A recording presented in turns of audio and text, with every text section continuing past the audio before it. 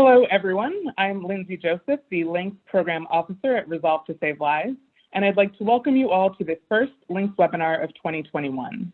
Before we get started, I'd like to go over a few housekeeping rules. Today's presentation and interview will be around 30 minutes long, followed by a Q&A session with the audience. We encourage participants to use the Q&A button and not the chat button that's located at the bottom of your screen to ask questions. For the duration of the webinar, participants will be muted, but again, you will have the option to type in questions for the Q&A portion following the interview. This webinar is being recorded and will be posted to our website, linkscommunity.org.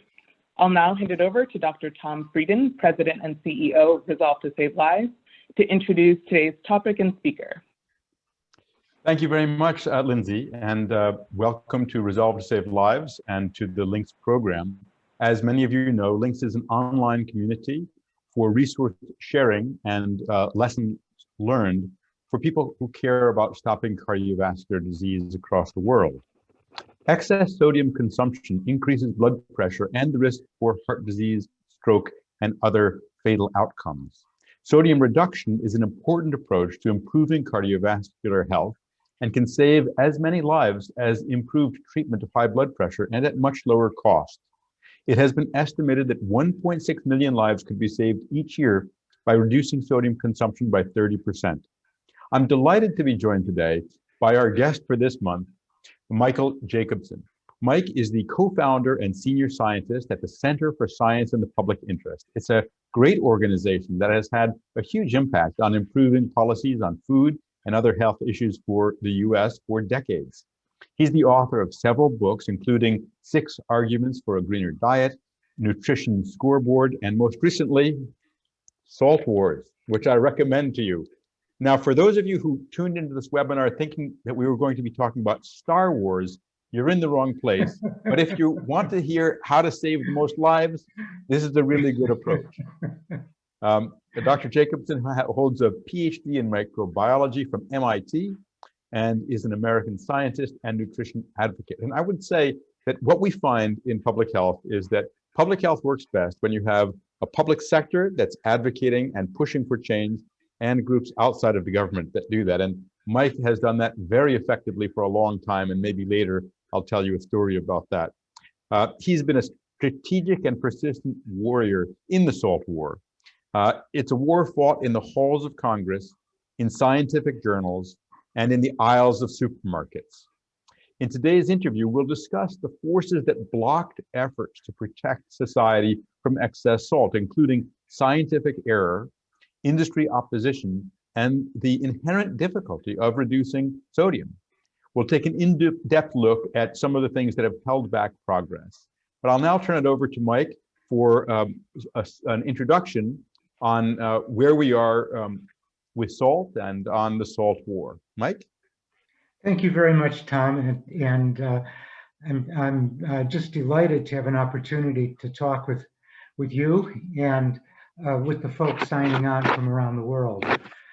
This is an extraordinarily important issue that has gotten far too little attention over the decades since scientists realized the important role that high sodium levels play in the development of hypertension and cardiovascular disease.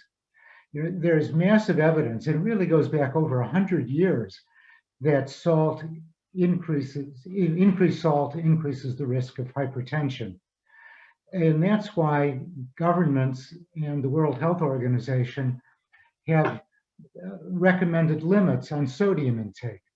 For instance, the US government recommends a limit of 2,300 milligrams per day. Current consumption is 50% higher, around 3,400 milligrams a day. Let me just for the US, Lindsay, would you please show the first slide? This is just a couple of examples of packaged foods. A can of popular brand Campbell chicken noodle soup, 2,120 milligrams per day. That's almost a full day's worth. The ConAgra has a frozen dinner of macaroni and cheese, 2,100 milligrams a day, almost a whole day's worth. And the next slide, Lindsay, please. If you go out to eat, the problem can be even greater. Look at this. Chili's is a popular restaurant chain in the US. Here's a meal with 8,000 milligrams of sodium. At a movie theater, you can get a soft pretzel, 7,600 milligrams a day. Even if you split it with a couple of other people, you're still getting a whole day's worth of sodium. So just astonishing levels. The World Health Organization has a recommended limit of 2,000 milligrams a day. Current average around the world is about 4,000 milligrams a day for average intake.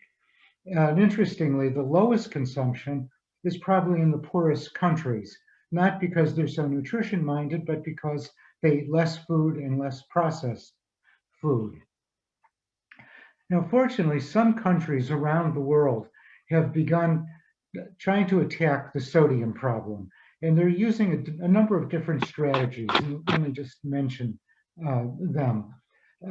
Better labeling is one thing, and it started in Finland almost 30 years ago.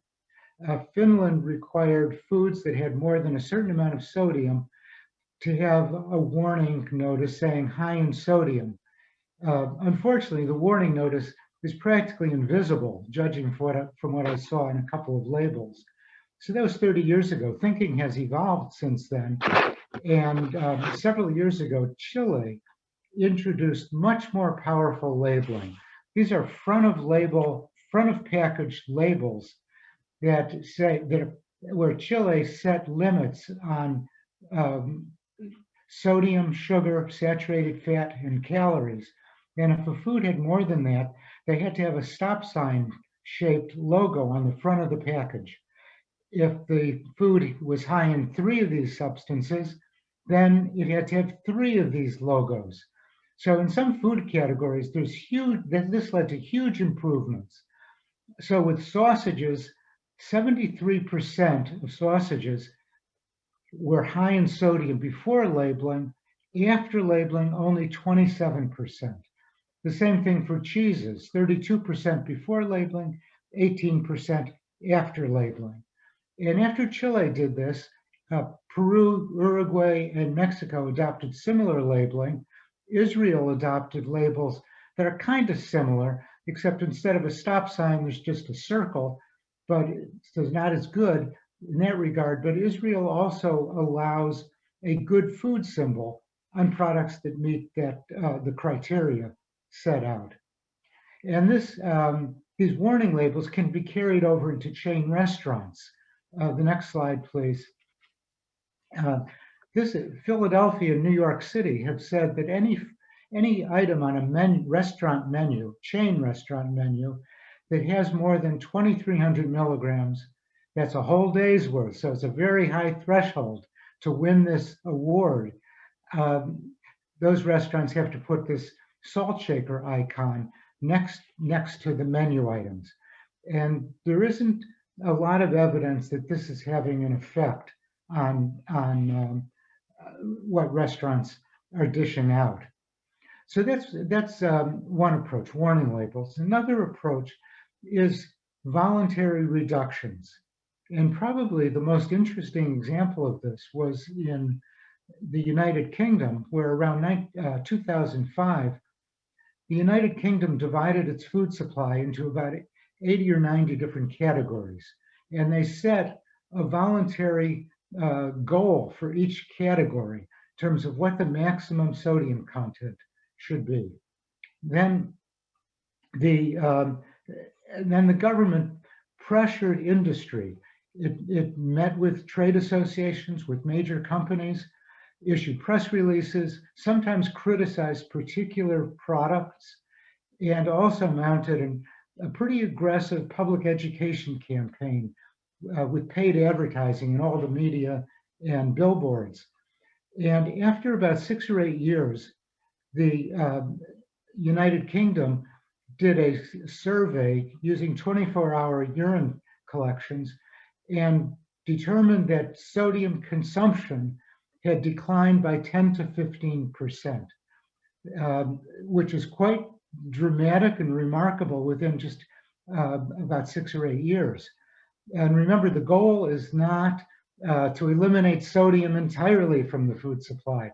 We're always going to be, there's sodium in all natural foods, and it doesn't hurt to have a little more sodium than what's in those foods.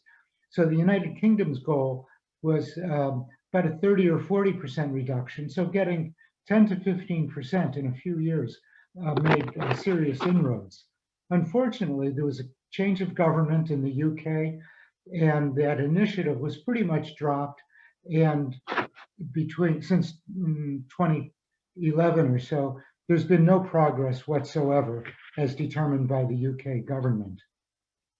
So voluntary, one lesson is it's one thing to set voluntary limits, but it's to get progress, you need the government pushing the food industry to make changes.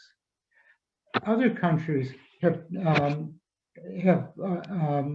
also tackled sodium by setting mandatory limits on products that are major contributors to sodium. And bread in most countries is one of those major contributors. Argentina, Turkey, South Africa, and several other countries have set these voluntary limits. And I hope there's been progress, but from what I could determine, there's been very little follow-up on whether reductions have actually taken place. And then another strategy, and I don't know to what extent it's used, but it's really the easiest approach to promote lower sodium foods, and that's for local or national governments to set limits on the sodium for the foods that it buys for its own facilities, government cafeterias, national parks, government universities, public schools, and that's a way to lower sodium levels in those venues and also create a market for lower sodium food.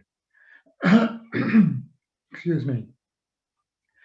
In the United States, there's been a long history of concern in academia and in government for lowering sodium levels. And it goes back to at least 1969, when a White House conference on nutrition urged less sodium in packaged foods. It urged companies to make changes, starting with baby foods.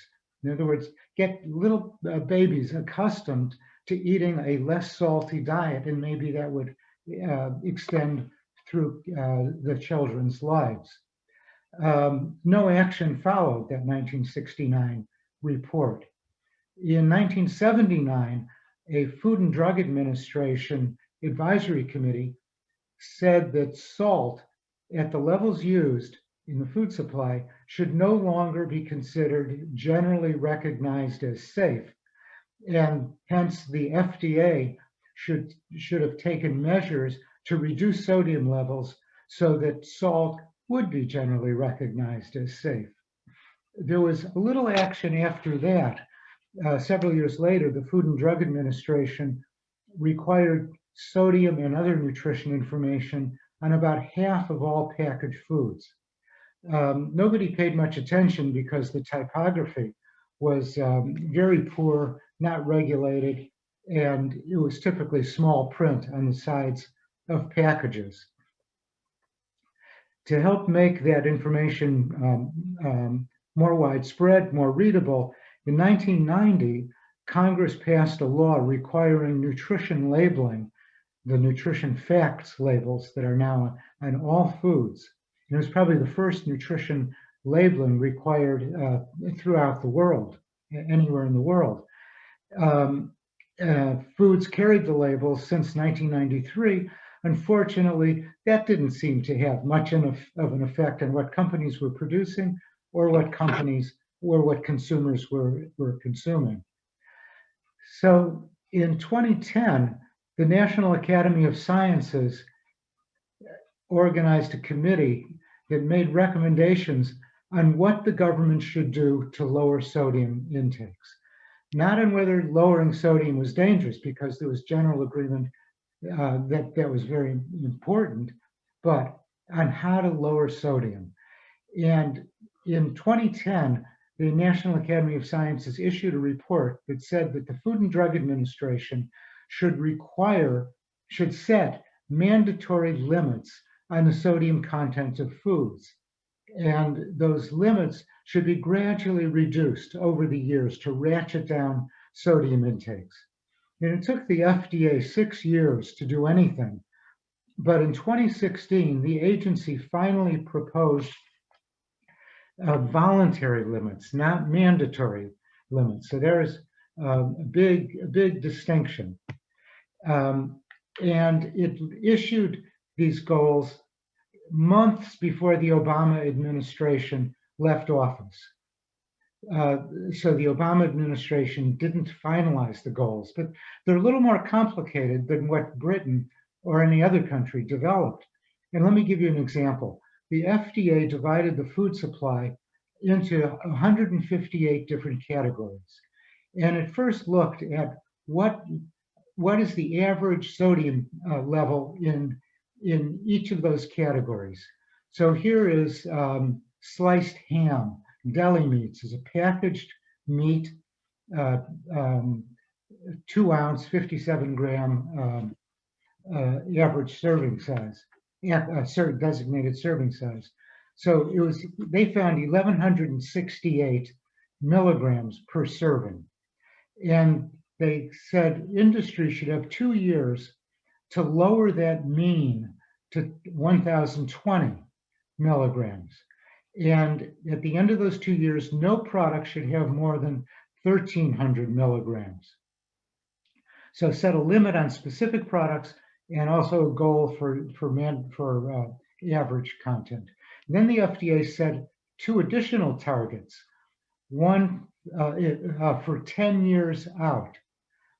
And one target would be 810 milligrams for the average sodium in all deli meats, and a maximum of 1,120 milligrams for any deli meat.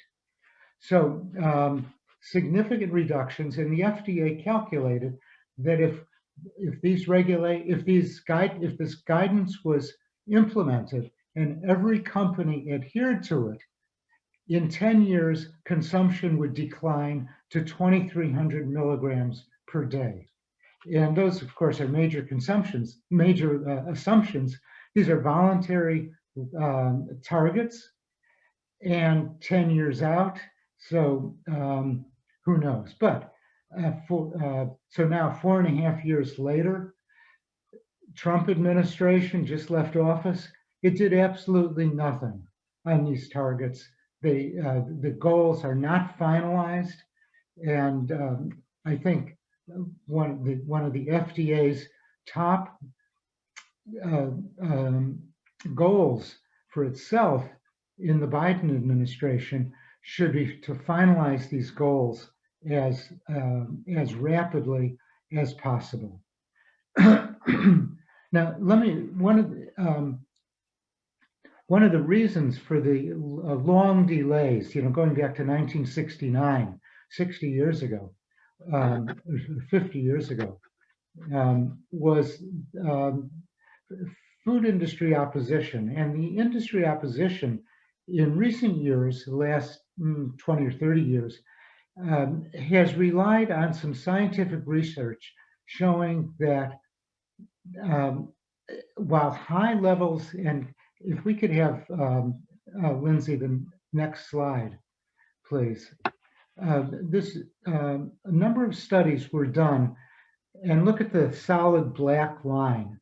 Some studies were done that found that the highest levels of sodium intake led to an increased risk of cardiovascular disease, but also lowering sodium below around 3,000 milligrams a day would also increase the risk of cardiovascular disease. So this isn't looking at blood pressure, this is looking at cardiovascular disease, which is the key endpoint. These studies have been criticized relentlessly over 30 years because of some terrible errors. Probably the most important one of which is inaccurate measurement of sodium intake. What the researchers did was to collect one spot urine sample at the beginning of the study, and then they used formulas to translate that into 24-hour urine collections. And 24-hour urines are equivalent to sodium intake, or 90% of sodium intake.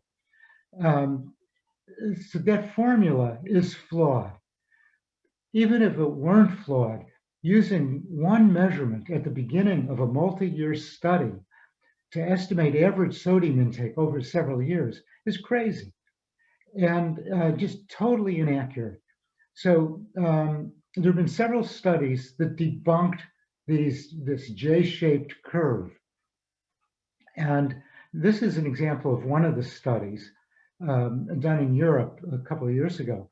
And what they did is they did a study earlier that collected up to seven 24-hour urines over 5 years. And they said, well, what would happen if we looked only at one baseline, the baseline 24-hour urine collection, and that using just one baseline, they found that J-shaped curve. That's the solid black line. But if they used all up to 7 24-hour urine collections, they found that gray line, which shows that more straight line curve up to 4,000 or so milligrams per day, and then the risk leveled off. So, and there have been a couple of other studies that were similar, and that led to the U.S. National Academy of Sciences a year ago to dismiss that J-shaped curve, and hopefully the National Academy's conclusion will influence policy debates in the United States. So in the US, that's where we are. I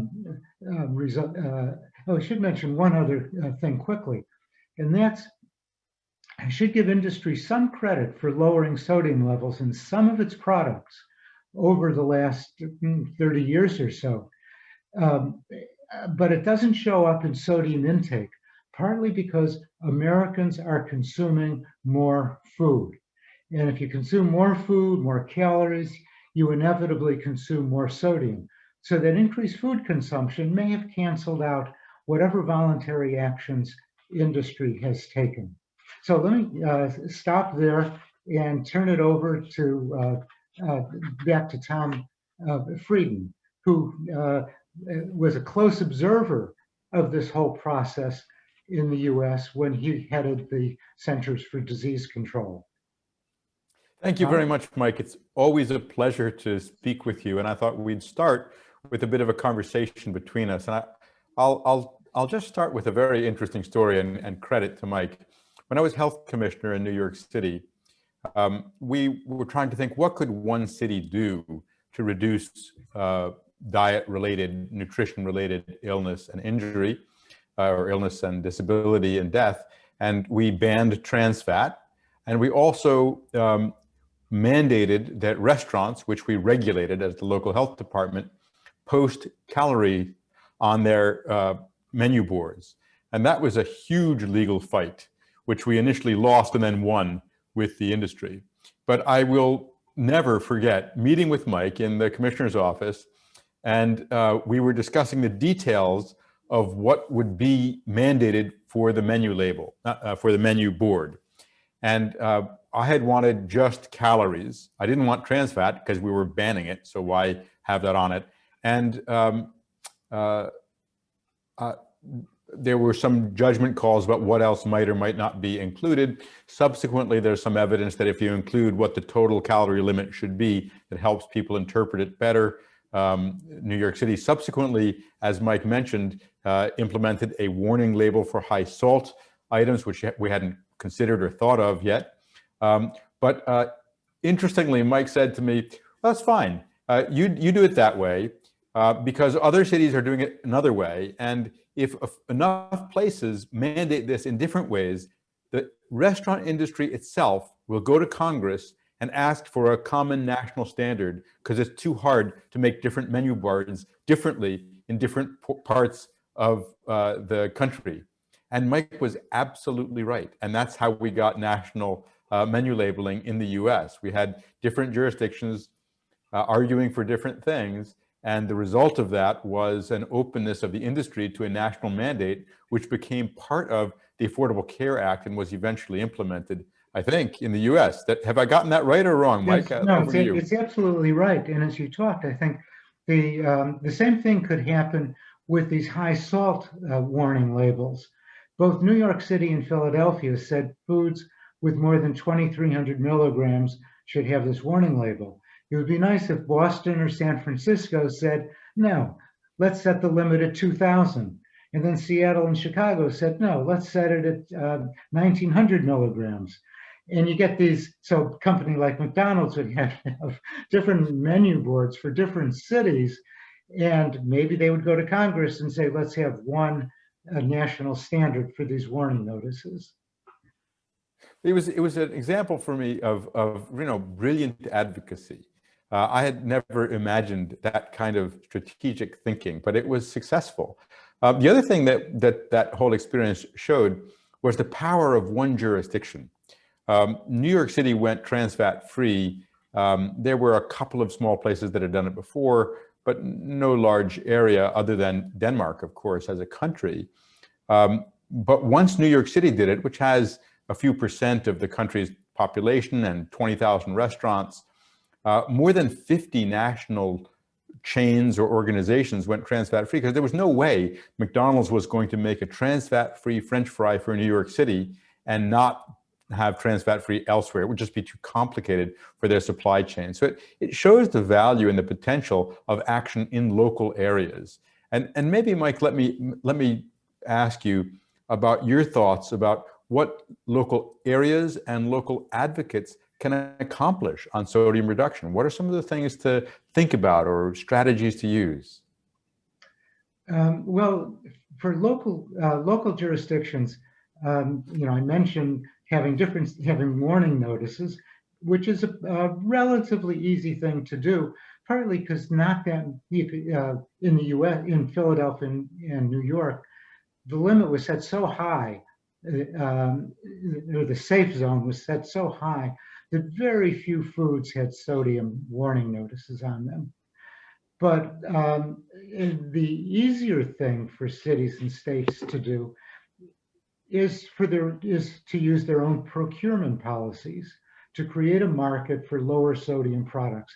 And I think New York has done that. And the federal government has voluntary guidelines for procurement. And I'm not sure how widely those are adhered to, but that's an easy thing, partly because government can do it on its own. It doesn't have to pass a law to get it done. There's almost no opportunity for industry to intervene, to block it. So those are a couple of things. Great, and actually, as you may well know, just earlier this month, along with the World Health Organization, Resolve released a toolkit for how local areas can implement better procurement policies. So let's talk for a minute about the SALT Institute. They were kind of the lesser known younger brother of the Tobacco Institute. And what we find with those institutes, as with groups like the American Beverage Association or the other NRA, the National Restaurant Association, is that they allow the individual companies to play the good guy, and they allow the consortia that don't have any of the brands of the companies associated with them to play the bad guy. Can you talk to us a bit about what the SALT Institute did? And I'm sorry to add one little vignette, but Jerry Stamler. Jerry is currently 101 years old and still active in sodium reduction activities. I was out in Chicago for his 100th birthday, he and my father did research on sodium together in the early 1950s that they published. And when I began working on sodium, Jerry called me, and he has a very thick accent. He said, "Watch out for the Salt Institute. They're going to come after you." So, Mike, tell us some about the Salt Institute. Well, the Salt Institute was really a public relations entity set up by the major salt manufacturers, mostly in the US, but also around the world, especially Europe. And anytime anybody would say anything critical of salt, the Salt Institute would attack them, just in using the most vehement language. They also did some lobbying, but it was mostly public relations, and I think they helped us. They got a fair amount of publicity because journalists always want the other side, and the Salt Institute provided the other side with a vengeance. They produced books, pamphlets, videos, all kinds of ways to influence the public and journalists and public officials. In my book, Salt Wars, I call it the mouse that roared, because it made a lot of noise, but it was just a mouse. It didn't have all that much power. It never had more than 5 or 6 employees.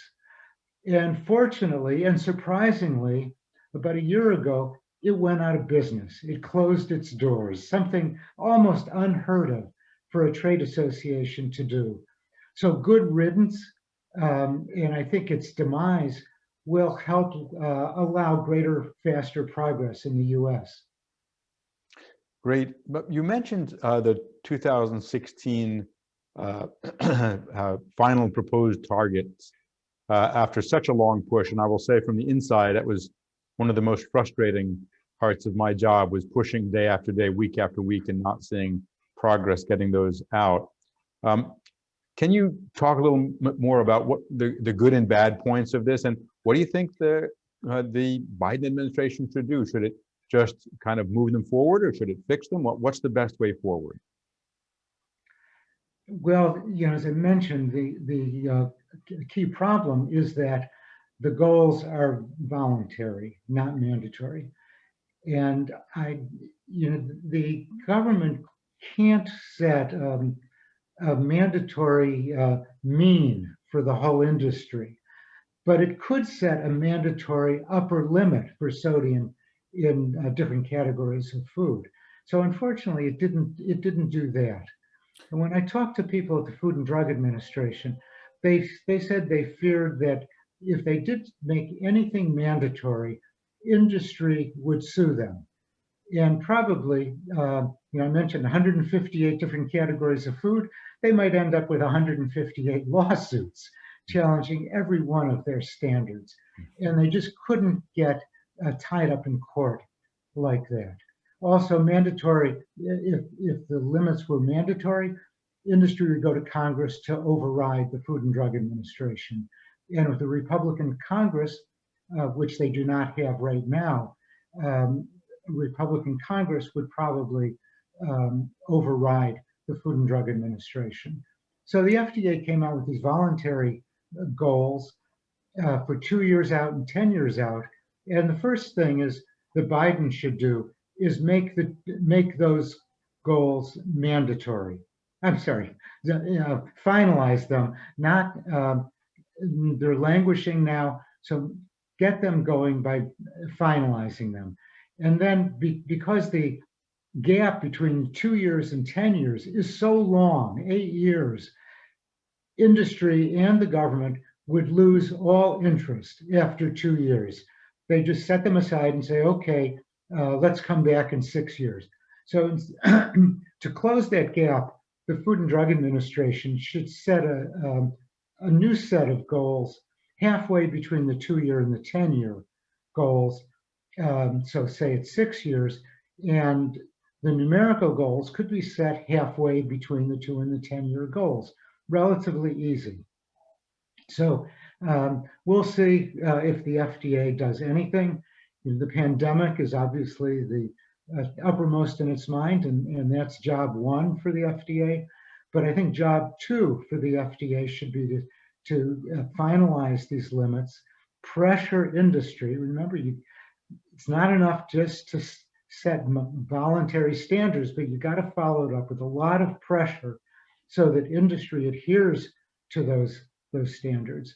And if industry adheres, in 10 years, that should be saving 50 to 100,000 lives per year. So just an extraordinary benefit.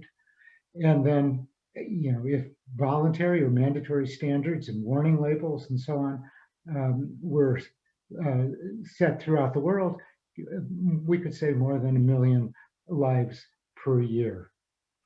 Mike, you've been very successful at using the generally recognized as safe standard to get trans fat out of the food supply. And this was a good example. I've talked about how public health progress happens when there's a public sector pushing, there's a civil society pushing, and there's evaluation. And this is exactly what happened with trans fat.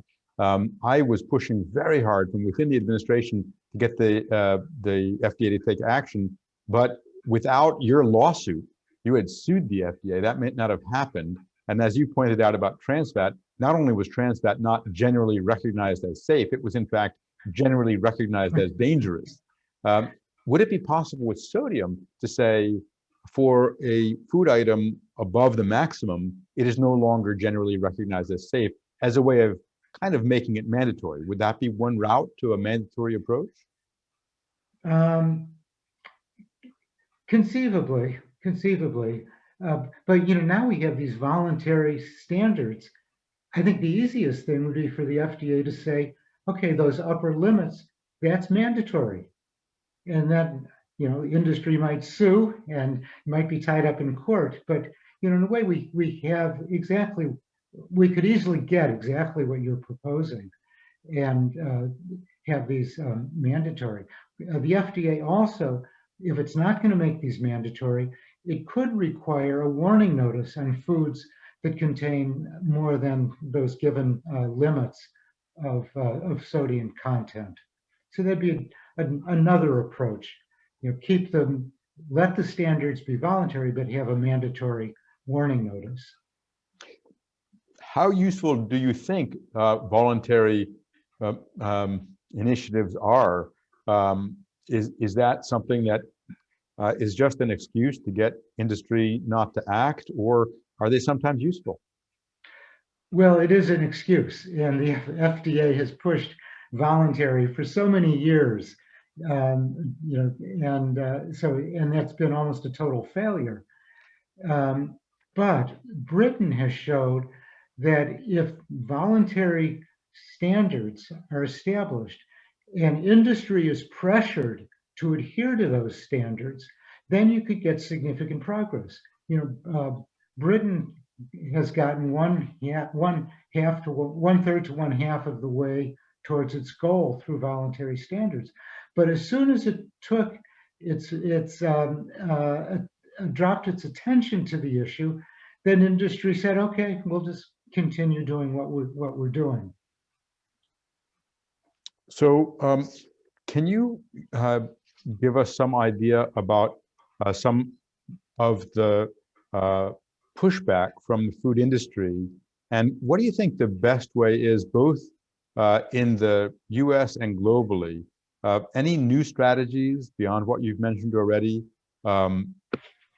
Any opportunities for promotion of the lower sodium salts, so that we already have a question in the chat about the potassium containing low sodium salts. Do you think there are some of those strategies that we may be able to push further? Well, I think there's more and more interest in using potassium chloride as a way to reduce sodium chloride levels in the food supply. Potassium chloride is slightly salty. It's not quite as salty as salt, doesn't taste quite as salty as salt does. But a number of companies are using potassium chloride to replace some of the sodium chloride. And one of the objections there are two objections to using potassium chloride. First, if you use potassium chloride alone, it can taste horrible, extremely bitter, if enough of it is used. So that puts a limit on the amount of potassium chloride that can be used. But also, if you only replace a third of the salt with potassium chloride, then you just get the saltiness without the bitterness. The second thing is that many consumers consider potassium chloride a chemical. And God forbid we should have chemicals to food. Never mind that sodium chloride is a chemical also. But with this interest in clean labels around the world, that's been an impediment. The Food and Drug Administration has just allowed the term potassium salt to be used instead of potassium chloride. And that should reduce the resistance to using potassium chloride. And Lindsay, if you could put up the last slide.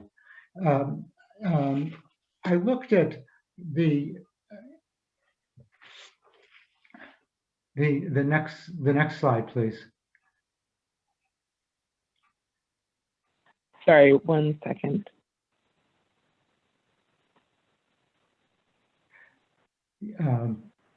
Thank you. I looked at a couple of categories of food that in the United States, a fair number of them had potassium chloride, undoubtedly to reduce sodium chloride levels. So one category is canned soups. And I found 129 brands that used potassium chloride and 190 that did not use potassium chloride. And the ones with potassium chloride had 34% less sodium and 2.5 times more potassium. So quite a dramatic improvement. Microwave popcorn, the same thing. 63 products had potassium chloride, 94 did not. And the ones made with potassium chloride had 23% less sodium and 139% more potassium. So that's just a remarkable improvements.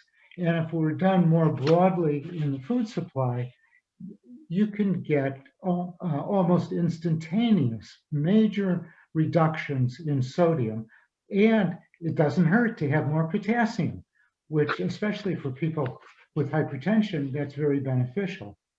Now, I would divide countries, and let me divide countries into two. One is countries that rely largely on packaged foods, like the United States and Europe. And their food manufacturers could easily replace sodium with potassium chloride.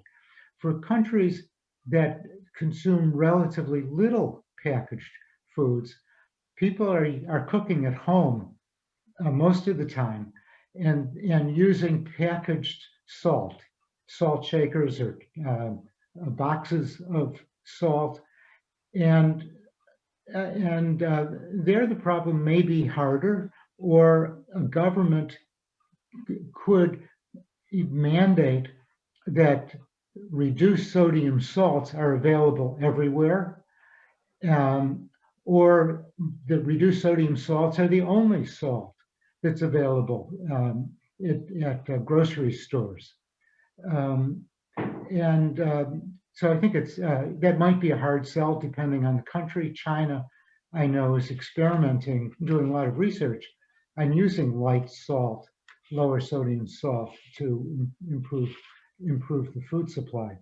And Tom, the first half of your question, I think, was what is the experience in the US of industry opposition to lowering sodium? And one example is with these FDA voluntary standards. Industry says, oh, we like voluntary standards and we want to reduce sodium, but they nitpicked practically every one of those 158 voluntary standards, saying they were too high. And some parts of industry, like the cheese industry, said, get rid of the standard for cheese entirely. We don't need it. So that's one example. Another example was school foods. The Obama administration set gradually declining limits on sodium in school foods. And there were 3 levels. So the first level was actually implemented in the Obama administration. But then industry went to Congress once Trump came into power. Industry went to Congress and said you should overrule the Department of Agriculture's limits on school food sodium and certain other limits like whole grain. But Trump didn't wait for Congress to act. It said, let's make school lunches great again, and got rid of the standards, delayed one standard till 2024 by a 7-year delay, and got rid of the toughest standard completely. Hopefully, we went to court and we invalidated the rescinding of those standards. And the Department of Agriculture could now reinstate the Obama standards, but that might take a year or 2. Great. Mike, we have a few questions from the audience. I'd like to summarize these. They're really interesting. Let me start with one about academia. Megan Henry asks, in academia, we are used to supplying scientific rigor about nutrients of concern, but most of us are unused to and frankly terrible at engaging in the politics of sugar, salt, and fats. Now, the question is, what do you think the role academia should play in sodium reduction? Should we be trained to be more politically engaged or engaged with explaining the results of our research to consumers themselves? Should we be including explicit policy implications in more of our work? Or should we be more engaged in explaining science to partners who can do these next steps effectively? Well, I think, that depends, is a very good question. And I think it really depends on the scientist. Some scientists are never going to get involved in politics. Other scientists will lend a hand if you call on them. And in the US, a lot of scientists have spoken out calling for policies, but they haven't made it a major part of their work. In the United Kingdom, it's different. And let me give a shout out to Graham McGregor, one of the leading sodium researchers in the world, and also one of the leading political scientists in the world on salt and more recently on sugar. He has been a persistent demon in the United Kingdom to embarrass industry by exposing the high sodium levels in so many foods and pressuring the government to adopt sodium reduction measures. And he has been relentless, still doing his scientific research, double-blind controlled trials, looking at sodium levels across the food supply, all kinds of research. He's a prolific researcher, but he and his colleagues have been absolutely terrific, especially in Britain, but also working globally through his organizations, Action on Salt and Health and Action on Sugar and Health. So he's really a model. In the United States, we don't have a single person, single scientist like that. And I haven't seen anybody else. And also it applies to political leaders. Chile came forth with that brilliant front of package labeling because of relentless advocacy by one member of the Chilean Congress. And without him, we wouldn't have seen action in Chile, and that wouldn't have spread to other countries. So it really does show that one person can make a huge difference. Now, here's an anonymous question. It's the same thing in government. You were almost unique in New York City in saying, what could we actually do to improve public health? And you went beyond communicable diseases and went to non-communicable diseases, took on trans fat, took on sodium, took on calorie labeling in restaurants, and really made some progress there. So local health officials could have a real impact. In New York City, you were backed by an activist mayor, Mayor Bloomberg. Most cities don't, not just an ally, but a public health expert in his own right. So you're in a fortunate situation, and also the biggest, most influential city in the country. So we have a number of questions. Let's try to get through as many of them quickly. Here's an anonymous one and a really interesting question. Food industry interference is the biggest challenge to sodium reduction efforts in the country I work in. Do you think public health professionals should, quote, go on all-out war with the food industry as with the tobacco industry, or do you think there's scope for creating win-win collaborative activities with industry? Well, depending on your country, I wouldn't want to see you get arrested and thrown in jail for your activities. But I think there are opportunities to do both. If you go to war against industry, you can also use examples of companies or products that have lower sodium levels, show them as the good guys, and demonstrate that you're willing to acknowledge good companies. That's certainly what happened in Britain. It's happened in the US to a certain extent. There might be some companies that are willing to improve their products voluntarily. On a global scale, I think Unilever and Nestle have been among the leaders in exercising corporate responsibility.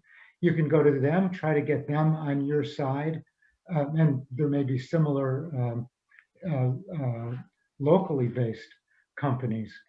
So, in other words, carrot and stick is better than carrot or stick alone. That's probably the case. There may be some countries where carrots are tough, but you can give awards to some of the lower sodium products or the best behaving companies. But what Graham McGregor has shown in Britain is you got to be tough. You really have to be activist, though it can depend on the country. Right. So on this topic of voluntary, there are a few more questions. What does pressure look like with voluntary targets? What are the levers to push?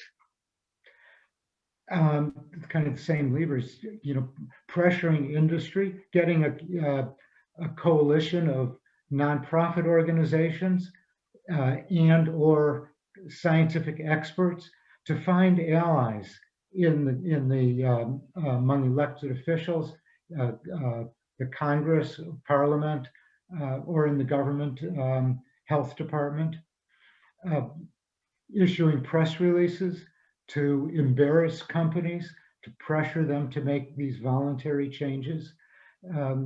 It's kind of there's a standard group of weapons that you can use.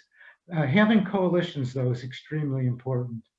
And Tom, one thing we talked about earlier, not on this call, was in many situations, industry influences scientists by sponsoring their research, giving them honoraria, and so on. And at least in the US, I haven't seen that happening so much with salt. That the amount of money these dissident scientists have received, the J-shaped scientists, there's been a pittance, maybe a few $1,000s a year, not the tens of thousands or hundreds of thousands that are typically used to lure scientists and confirm their alliance with industry. So, keep an eye out for industry allied scientists, but that hasn't been so much the concern, this industry money.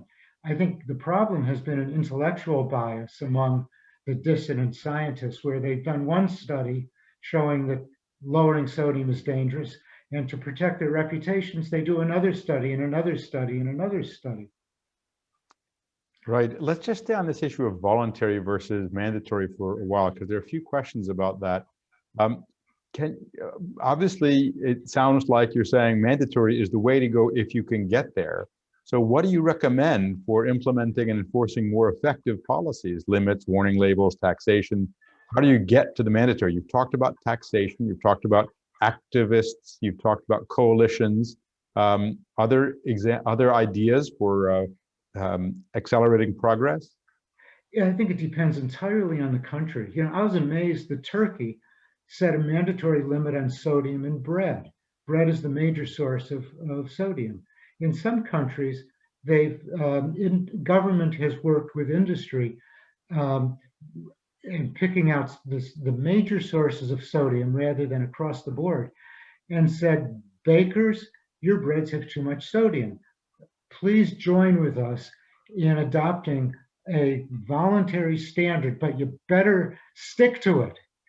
And in some cases, that has worked. A big difference between you remember the FDA has two standards, proposed standards. One is that industry mean, where no one company can be responsible for that mean. You can only have you can hold companies responsible to an upper level, a mandatory limit. A shortcoming of the mandatory limit is they have to be kind of generous to allow companies to choose different sodium levels. In other words, you can't set that limit at the amount of sodium in the lowest sodium canned soup. You have to give industry some flexibility. But if you set it at that relatively high level, then companies that market lower sodium foods might even raise the sodium levels up to that maximum limit. So that's one of the limits of mandatory limits. We're just about out of time. I'm going to turn it back over to LJ in a moment. I'm going to mention two other things and then ask you for a last succinct comment. There's been a question about the sodium-potassium ratio, and as we all know, that's actually a stronger predictor of cardiovascular mortality than either sodium or potassium itself. So there's a double benefit to replacing sodium with potassium potentially, which is reducing sodium and increasing potassium. So that's definitely a double benefit. There's also a question about countries such as Nigeria, where most of the sodium is added through flavorings and salt additions, seasonings and condiments. And that approach is obviously much more complicated. We've looked at bouillon cubes. Bouillon cubes in much of Africa are loaded with sodium, huge quantities, and are a significant source. So some of it depends on understanding the food landscape and taking specific action. But Mike, I'm going to ask you to end with one quick thought about progress in food policy, because you've been one of the most effective advocates globally for decades on this. What would you say to the Links audience? What can people do to make the most possible progress in their community and in their country? I think it really depends on the person and what their skills are. An attorney can use his or her skills to file lawsuits or to push for legislation. Scientists have been, the scientific research is the foundation for any progress in policy. So scientists may want to stick to the lab and do their research. Journalists can have an incredible impact. And we've seen that in the United States with some journalists really being tigers on particular issues on auto safety or asbestos or not on salt yet.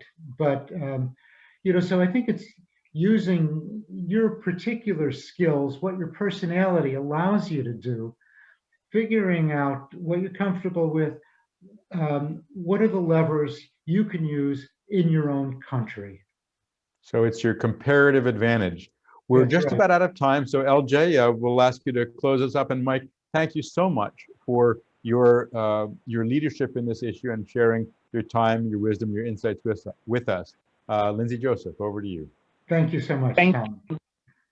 I second that. Thank you so much, Mike, for all of your insights. I think today's interview and your presentation, we all certainly learned a lot. I just want to remind everyone that this webinar has been recorded and will be posted to the Links website.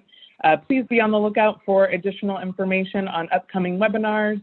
If you haven't already done so, please feel free to join our WhatsApp groups to continue this conversation about what sort of advocacy you can help with in order to push our efforts in the salt war. Thanks again to Dr. Tom Frieden and to Dr. Jacobson, and I hope everyone enjoys the rest of their day. Bye. Bye.